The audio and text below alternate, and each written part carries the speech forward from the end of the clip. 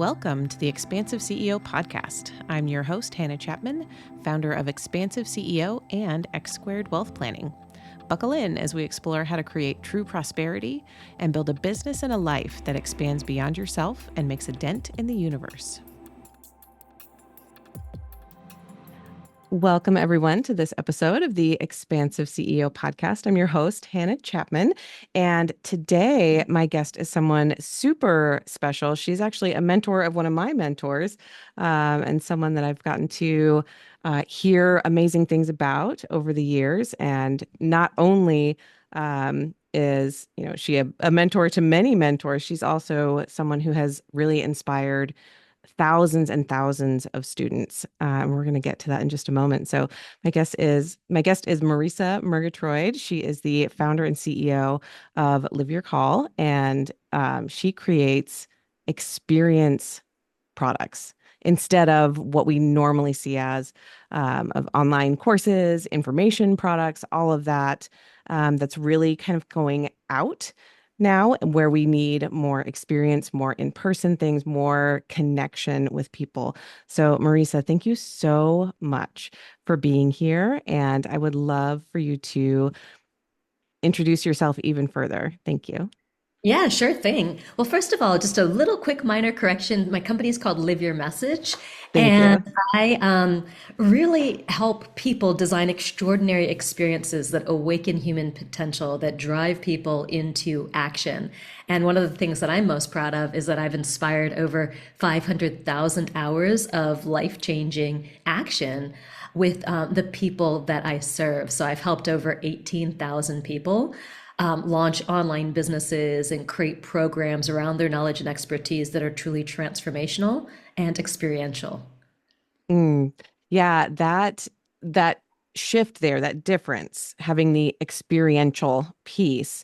Can you tell us more what you mean about that? What does an experiential product look like compared to, someone who is just trying to like get their knowledge out into a course, right? Like Yeah. thinking that that's the way that they want to shift their business.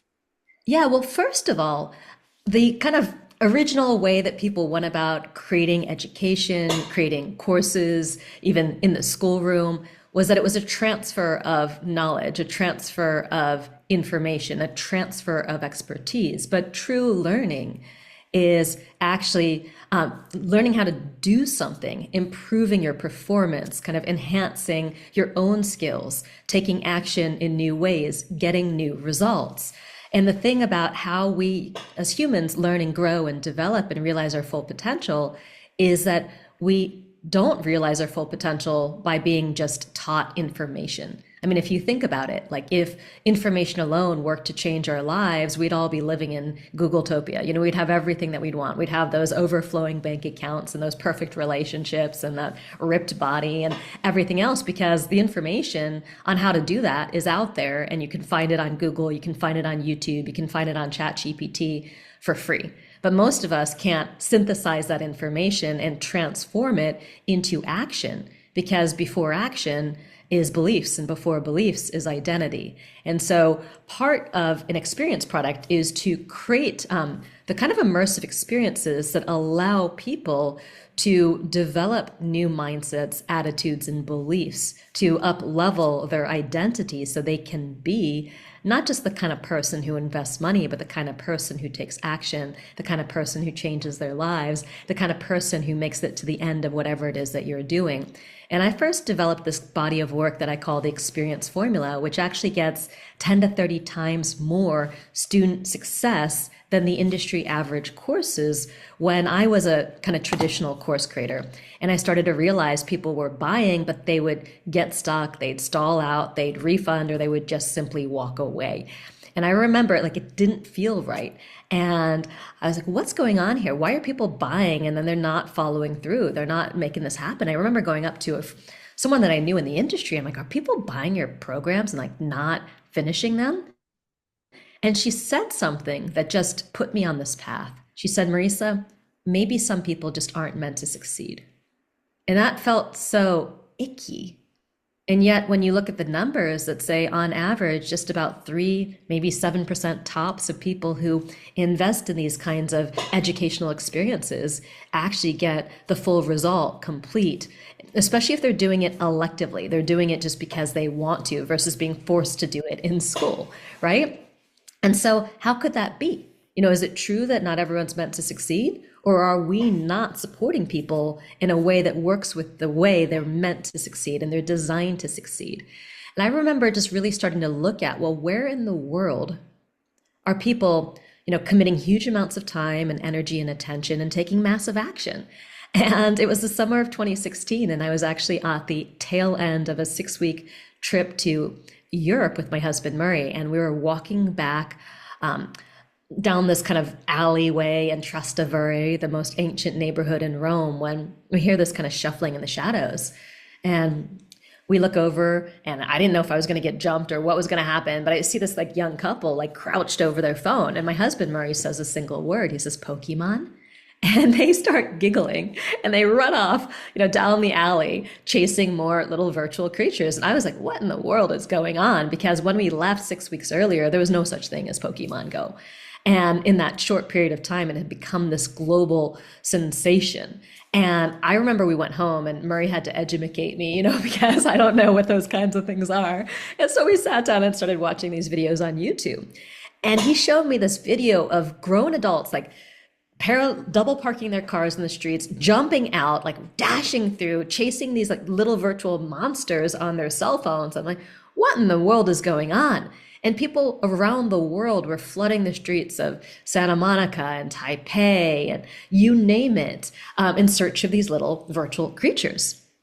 And all of a sudden I had a thought, well, I've never seen people get this so excited about changing their lives in meaningful ways. I've never seen them running through the streets, chasing after their goals, like being Right. like, oh my God, I gotta win. I gotta achieve this. I gotta become more. I gotta become better. I gotta realize my full potential. I'm not gonna stop. Like you don't see that. And so you're like, oh, this is hard work. Oh my God, I gotta do this now. And so I thought, well, what happens if we could apply some of the things that they were doing over in the world of apps and games to the world of education and experience design and transformation? And I just started to explore that and go deeper down the rabbit hole, looking at what are they doing? And then looking at things like slot machines and gambling and behavioral design and what makes us do what we do. And discovered that we can design experiences and transformation and courses in a way that actually works with how we're meant to learn, because we've got this thing in our brains, which is the reward center. The part of our brains that when we're actually have a clear goal or something we want to achieve, and then we're making forward progress towards it, our brains flood us with dopamine, that happy chemical that makes us feel good. But when we're not feeling like we're making forward progress, there is no clear destination in sight. We don't know why we're doing what we're doing, and we just feel like we're spinning in an information dump. We don't get dopamine, right? Yeah. So why not design all of these things in a way that actually fires the reward center, in a way that allows people to ramp up to ever increasing levels of challenge and difficulty and kind of grow their capability and their skill set until they gain so much momentum that they're basically slingshot across the finish line of their goals. That is such a cool story to see, like Pokemon Go, remembering I never played it. But yeah, people were crazy They about were Pokemon crazy. Go. Like it was so and it was so beautiful, I think. It was like very fun, very there was just an innocence to it, right? Like you're saying, like the dopamine hit that you get from going out and achieving, catching a Pikachu, catching a squirrel, whatever, right? Like I know what Pokemon are. I just didn't play Pokemon Go. But You that said Pikachu. Pikachu, yeah, right. I know. My daughter's favorites are Eevee, right, and Charmander, right? They're adorable. But that aspect, that seeing like, oh, people getting super excited about that. Um, so how did you then put that into your, okay, let's build it into an experience product? How do you take that energy? Because some of the things that I'm picturing from that particular visual Mhm. is, like actually going out and doing something, moving your body, like going to different places somehow is also a part of that. So yeah, just tell me more about how Well, I you think what you're incorporate it. speaking to, yeah, 100% is the experiential element that learning and growth doesn't just happen here. It's a full body sport. And I think when you look at the way we were educated in school, it wasn't a full body sport other than PE, where you'd go out and like run off all your energy, you know what I'm saying, Right. in between. But for the most part, you sit there at your desk and you hear a lecture or you memorize things, whatever it happens to be. But I was able to distill some of what was going down on into this kind of motivational model. And this is a model that specifically relates to kind of learning and growth and transformation. So there are other forms of gamification and models for gamification that relate more to driving behavioral addiction. But I wanted to create a model that was more about ethical empowerment. And so what you're speaking to is kind of the peak emotional experiences, which is how do you create something that's a little bit more immersive, or community or feedback loops where people impact, the experience by their participation in it. But one of the things about this model is it's bookended by two important experiences.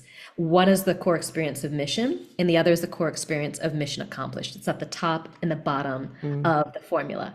And the opposite of mission is too many masters, where you have this experience that it's trying to do like so many different things that you don't have that, single-minded focus. And so you lose track of where you're going, right? And so when you have a mission, it's like, what does winning actually look like? Or I like to say, what's the finish line? So you want this mission to be so clear and so specific that you could photograph someone crossing the finish line. So, for example, in my signature program, the Experience Product Master class, the mission, and I teach this template that I call the Mission Possible statement. And you simply use the sentence starter for the Mission Impossible movies. And that is, your mission should you choose to accept it. And when you kind of create a promise using that sentence, it puts you in the shoes of the person who's saying yes, rather than your shoes as the person creating the experience. So your mission, should you choose to accept it, is to design, launch, and profit from what I call an experience product. And an experience product is simply any kind of product, program, service offering, course that stacks the 10 core experiences to drive this experience escalation that kind of compounds into this, engagement and this 10 to 30 times student success and completion. So your mission is to design, launch, and profit from an experience product in 12 weeks or less. Now people know exactly what they're doing. They know exactly what it looks like to complete. And you can create missions for all kinds of things. I mean, I have people who are shamans. I have people doing it's seemingly intangible work. And I know people say, well, how do you have a mission in something like that? Personal development. How do you have a mission in something like spirituality? And I'm going to I think I've got the example open right now, or I'm going to open it really quickly, because I had this student, his name was Helmut Whitaker, who came to me with that exact challenge. And Helmut was actually a shaman. And he had this discipline that he'd learned, like he was an apprentice and had learned a tradition that came from South America, him and his wife, Kay. And I remember he was like, Marisa, I can't really promise people to make this massive spiritual transformation in 6 weeks. I said, well, Helmut, I get that you can't promise instant enlightenment, and I wouldn't recommend that you do, but what could someone experience for just like a fraction of a second? Could they Mhm. feel and experience these states for a fraction of a second? He said, yes. So here's the mission statement that I helped him write. Your mission, should you choose to accept it, is to receive the 4 essential gifts that every human needs to feel whole, loved, and on path. The gift of knowing your truth, the gift of connecting to your life energy, the gift of a quiet mind, and the gift of opening to the infinite. And so now people could actually imagine receiving these 4 gifts, which were the shamanic transmissions, right? And each one was helping them kind of develop and tap into this new, area that, no, you're not going to instantly like transform everything by receiving this transmission. But if you can kind of experience the gift of knowing your truth, or the gift of opening to the infinite for a moment, that's still a clear finish line. And even you can kind of still photograph people receiving these transmissions, right? So we're Yeah. able to ground and make tangible an invisible transformation. And what that does is it allows someone to have a mental model to understand the experience that they're having and put words to it and pinpoint what's actually happening. So it's not just the emperor's new clothes, it's not just this invisible thing. And so one of the first things to do to create an effective experience is to visualize the outcome in such concrete, tangible details that you could photograph it. And it's almost binary, with no hesitation whether you've done it or not, right? Hmm. When people have that clarity of what they're going to do and then why they're doing it, it makes the following through super, easy and clear, especially when you have a pathway laid out from there, which is also really important. You want the path to the outcome to mission accomplished, and then you want to punctuate and celebrate mission accomplished at the end, so people know already what it's going to look like when they finish, right? Yeah. Oh, I'm so glad you gave that particular example because I was going to ask, like, can you give us like a tangible so we can hear it and like understand? And that was such a good one because it really can be like in even in financial terms, right? When I'm talking to people about their finances, like the mindset shifts aren't necessarily tangible in that same way, right? It's like, okay, we're making shifts in your heart, we're making shifts in your mindset that are going to allow you to create shifts in your money, literal money, but Yeah, the first part isn't necessarily tangible. 100%. And I have worked with a lot of people, in some of them in the financial planning sector. So, for example, helping your mission, should you choose to accept it, are you a woman who's making, between 100,000 and $1 million a year, looking to build your portfolio, your financial portfolio? Well, your mission, should you choose to accept it, is, to to design your portfolio strategy and invest your first, $10,000. Like, it could be whatever it is, just really clear, really simple.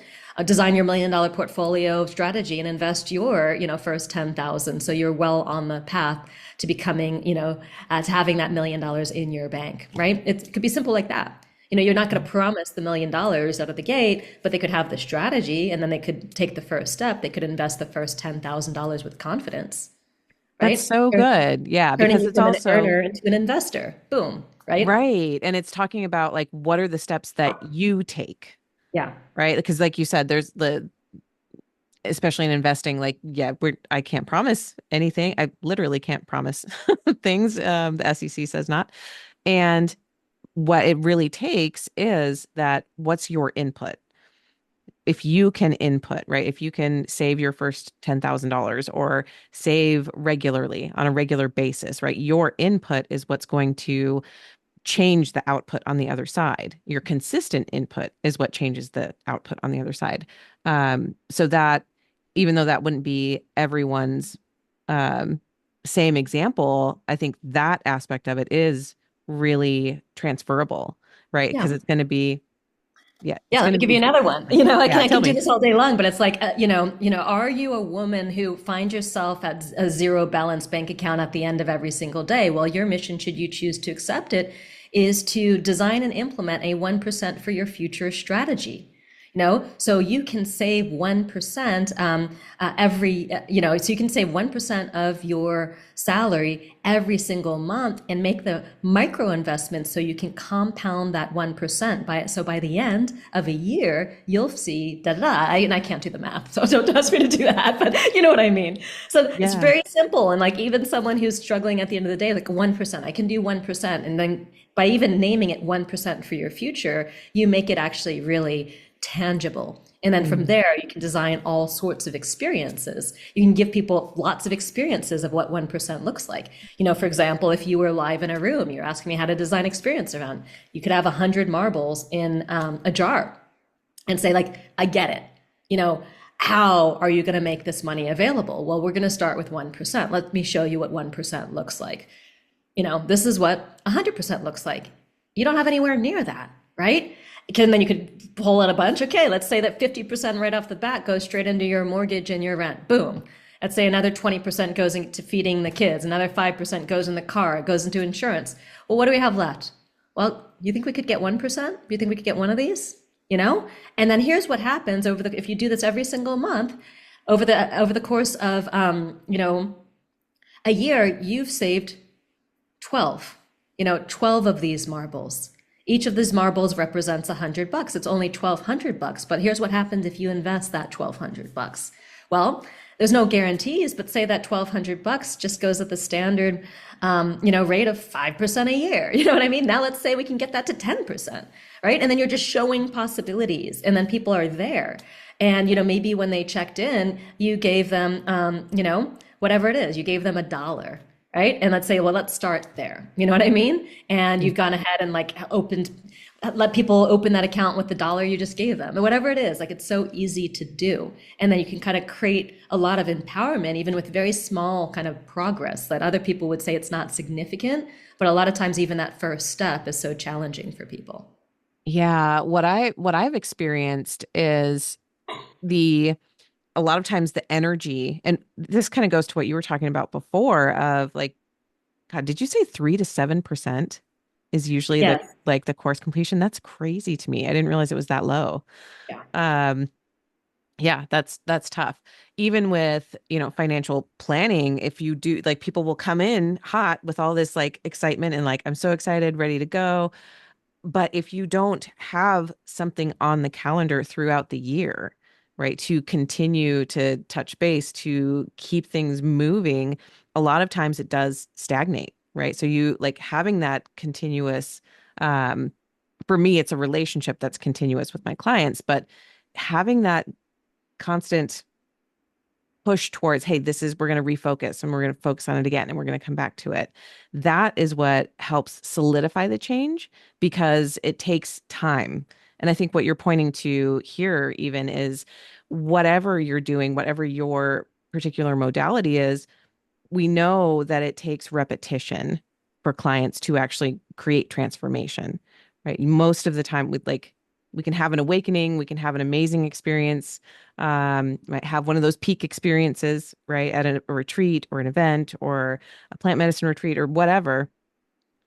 But it's what comes after that. It's the steps you continue to take after that peak event that create the habits and the change in your neurons and all of that solidifies it.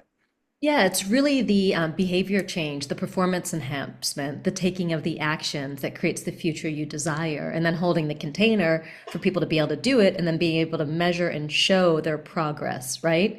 And there's so many different ways to do that. And, and that's where the kind of fun is, and that's where the art is.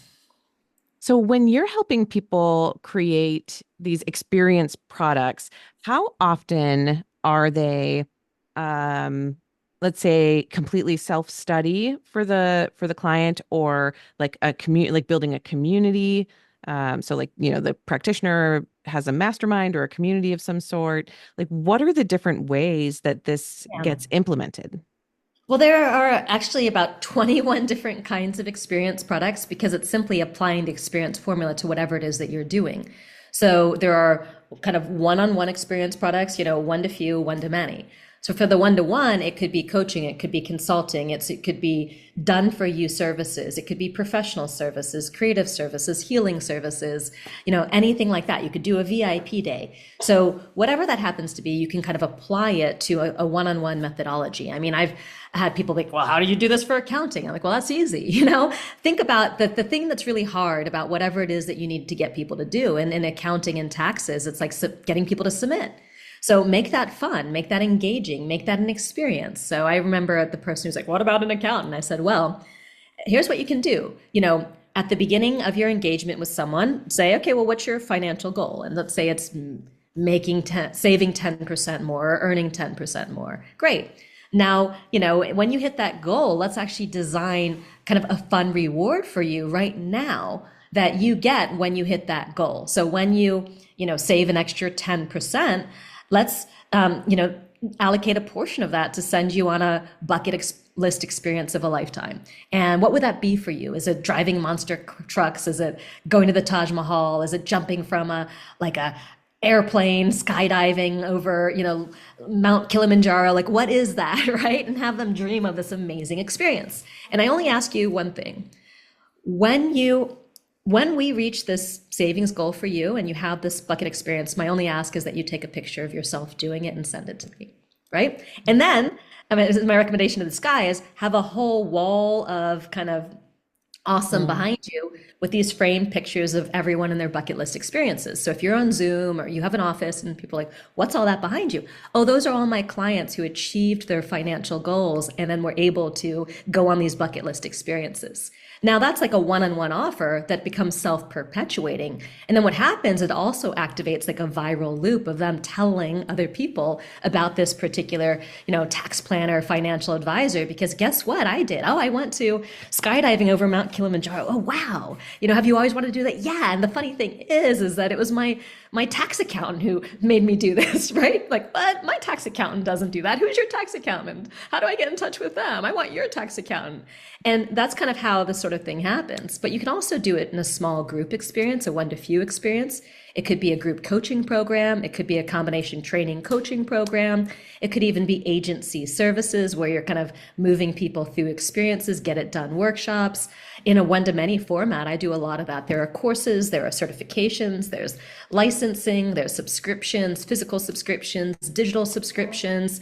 There are books. There's so many different ways that's even software as a service. There's so many different ways to integrate, these kinds of experiences. You can even have onboarding around like a physical product, that helps people use the product more if the consumption of the thing itself is a really important part of what you want to do. Yeah. Oh my gosh. Yeah, that's such a fun idea and such a even just that like I can totally understand and like connect with that example that you gave because that is part of the work that I do. I'm not an accountant, but like having people actually achieve things or do things that they've been dreaming of. I had a client go to Italy with his wife and daughter and send me pictures, right? That's my favorite thing. I love that. Or you get the And then lake if you house. Yeah. plant that seed from the start, right, that Yeah. creates a mental image. So that's actually the second experience is future self, helping people create Mm. a vision of the identity of who they're going to become through your work. And that vision will form the why that drives the behavior. And when someone has the clear vision, the brain doesn't know the difference between a vision and actually experiencing something. So then they start to create it in the outer world. So these are all kind of the ways to reinforce, the mission that you gave them, which might be saving 10% or 1% or whatever that ended up being. Now the future self is this, right? It's also a mission accomplished. So there are all these ways that we're stacking the experience as well. It's a feedback loop. They're changing the process through going through it. So, and it's a win. And then if you can kind of help scatter the wins along the way, okay, you've got this. We are X% towards, going to Lake Como or whatever it happens to be. Then you're Yeah. sort of like creating that container and, building the momentum around it. Yeah, I love that piece that you mentioned because you mentioned it on the list that you showed, right? The feedback loop Yeah. that how did you put it? That the action you're taking is changing the The process experience. itself, the experience Yeah. itself. Yeah. Yeah, that I think is where for me when I imagine that part of it, like that's where you start to really like pick up momentum is when you start to see the changes like, oh, I am implementing this and I'm seeing the changes in real time. Yeah, Yeah, so now I'm that's gonna actually the phenomenon core experience four, which I call constant wins. ooh. So this is ideas like getting people into an action reward cycle. You take an action and you win and you get better, right? And then that causes you to want to take another action and win. And so this is about breaking down anything you're doing with something into wins. So anytime people engage with you, they feel like they're winning because a lot of times people are in a work, work, work, give up cycle instead. You just got to go spend like 50 hours going through all your paperwork, you know what I'm saying, and getting stuff together. And then at the end, you got to submit it, and then you got to wait like X number of months to figure out when you get it's that kind of process, right? And so constant wins is how do you break down the path from mission to mission accomplished into a lot of wins along the way. And it gets even better when you add unstoppable momentum, which is the core experience number 9 there, because unstoppable momentum is actually how you structure and sequence the wins. So you actually start them with small actions and small wins that escalate into larger actions and wins. So people actually are starting to develop skill and capacity as they go, and they're tackling the bigger, harder things once they've developed that skill and capacity and momentum versus dropping them into the big, hard things right away. So they get overwhelmed, they give up, they feel like there's no end in sight, they're not making progress. Mm. Yeah, that's again that piece of not having not getting all the way through the process, right? And I know from the guide practitioner standpoint, um it can be really hard to have a client not go through the whole process, right? Like, oh, like you got so close, right? Yes. Or yeah, just not be able to that doesn't feel right. Um just yeah, not have it go all the way through the process, not see the transformation all the way through.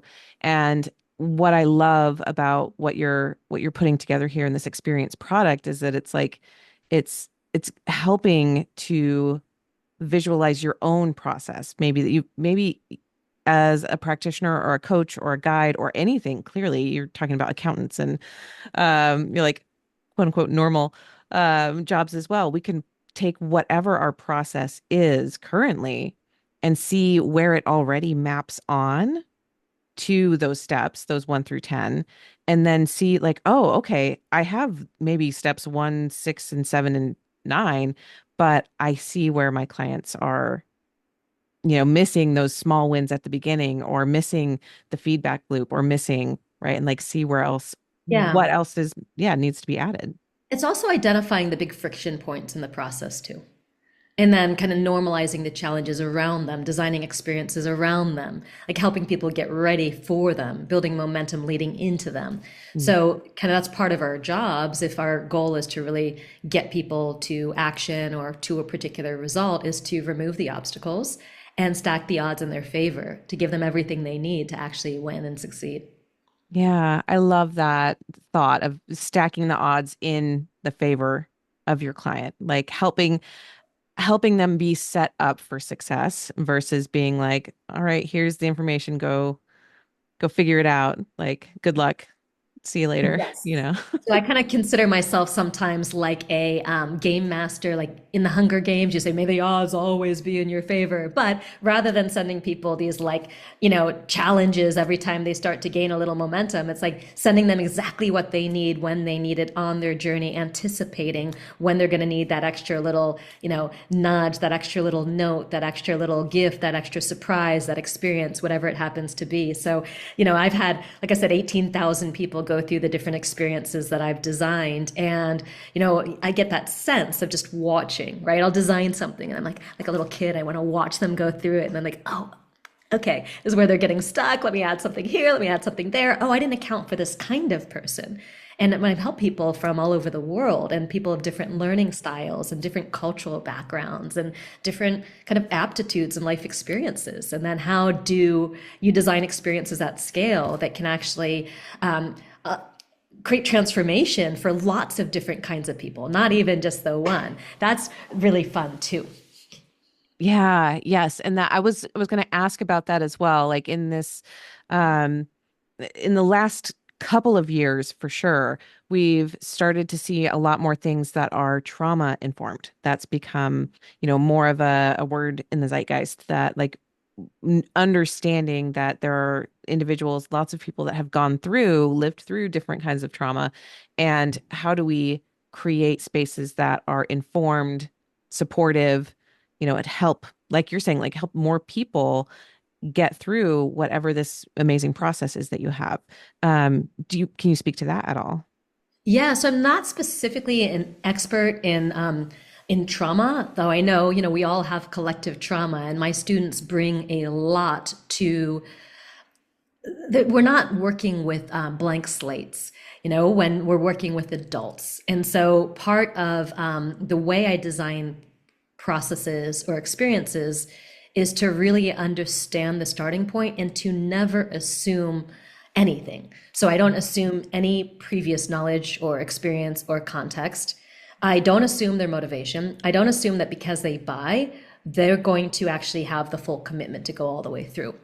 I don't assume how they're feeling at any given time. I don't assume that, they even want to do the thing that they signed up for. So when I remove all assumptions and then look at developing an experience from the ground up, to support someone. And I always try to imagine people at their worst. Like I imagine that people are reading my emails while they're sitting on the toilet or watching the Super Bowl or whatever it happens to be, and I don't have their attention. Or I imagine like, I'm in competition with, the all sorts of crazy stuff in their lives. And then thinking about, well, how do I still make this doable? How do I still break it down? How do I also help lift people up slowly? So part of that unstoppable momentum is about the flow zone. Csikszentmihalyi's body of work. He's a psychologist who looked at how do you get people into flow. It's all about balancing challenge and skill. So a lot of people come with a lack of self-belief and a lack of self-worth, right? And because of that, they may underestimate their skill, or they may feel overwhelm, anxiety, worry when it comes to rising to do something that's out of their normal range. And so if you are able to create something like start people out in such a gentle way that you actually help them build confidence despite their self-belief and life experiences and actual skills, it can help bypass the standing start, which is where most people start from. I'm about to kind of deliver a live event, and I thought I had a little notebook on my desk, but I don't. But the first quote is Newton's first law of kind of motion, which is a body in motion stays in motion while a body at rest stays in rest. So thinking about if someone is basically coming to you in a state of rest, they're not moving. How do you actually get them into motion? And they could be not moving for a number of reasons. They could be not moving because of trauma. They could be not moving because of, learned experience. They could not be moving because of something going on in their lives, right? So I look at that kind of point. So it's not professionally trauma informed, but it is designed to be accessible and to support people regardless of where their starting point is. And then how do I move someone from the standing start into sometimes achieving extraordinary things? And one of the examples I like to play for people, and let me see if I can actually play it on Zoom, because I think it's a fascinating example. I'm going to have to figure out, just do a search for a second as to where it is. But I like to play this example from Dance Dance Revolution, because it's like Dance Dance Revolution is in arcades all over the world. And the really interesting thing is that it starts so freaking simple, It starts so simple in how it gets people into action. Where, here, I think I got it. So can I go ahead and share my screen here? Yes, you can. Okay. So, well, first of all, do you want to see the before state, or let me show you the after state too. So Dance Dance Revolution gets kids to kind of like Dance Dance Superstars. So let me go ahead and hold on a second. Share my screen and show this to you. So they're taking ordinary kids or ordinary people, and they're ramping them up faster and faster and faster until they're like this, right? So this kid is like going so freaking fast, and everyone's like, oh my God, how's that possible? How's this kid doing all of this stuff, right? And he just keeps going, and it's like, but does this look like kind of an extraordinary, Olympian or anybody like that? No, right? Looks like some ordinary dude who's just like knows how to go, super, super fast and play this game, right? But if you actually look at where did it begin, this is where it begins. And hopefully, let me know if this is playing sound when I hit the play button. The other one I know wasn't. But can you hear this?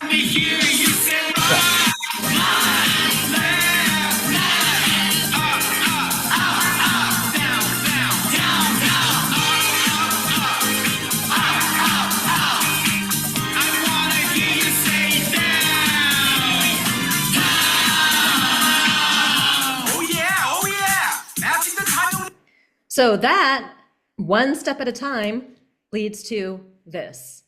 And it's essentially how it works too. And I think a lot of people bypass the starting point where people actually are at, because this is, if you are teaching or training or leading someone through a process, you're already this kid. You already know your moves. You got that unconscious competence that comes with having really learned and developed and mastered a skill set. But the people who are coming to you, they're coming to you at a much earlier stage of learning. They're coming to you at the stage of oftentimes conscious incompetence, realizing how bad they are at something, which is why they're seeking help.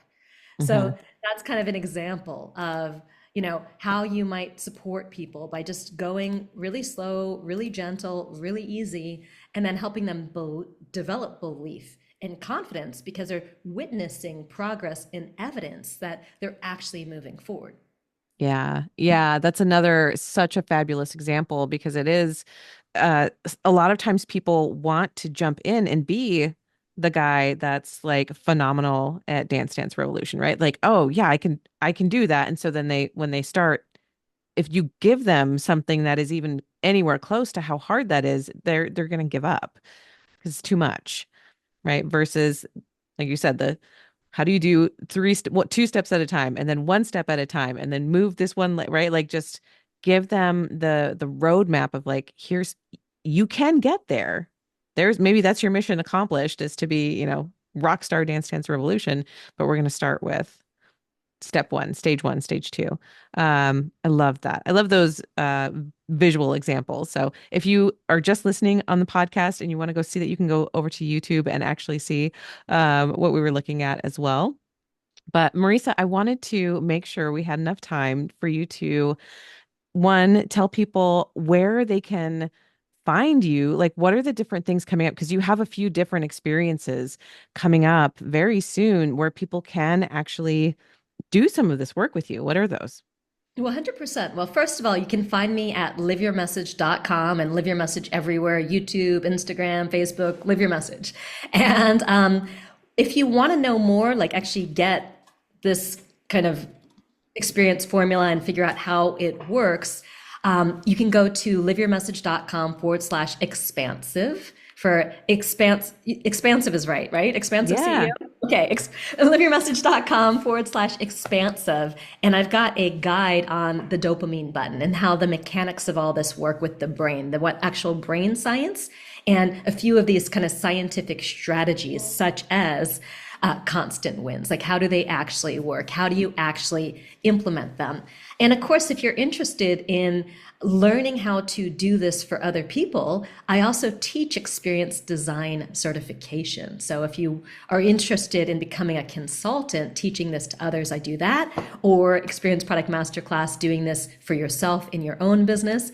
And of course, I have lots of other really fun experiences coming up to, help people design and launch super premium profitable offers. I'm taking people to Lake Como, Italy, just a group of 8. And I think there's 2 spots left to be in a place that's expansive and create the most expansive version of what your work and contribution could look like to the world. So that's too many things. Just go to liveyourmessage.com/expansive and you can get the dopamine button guide that will get you into my world. And then we can see what's possible from there.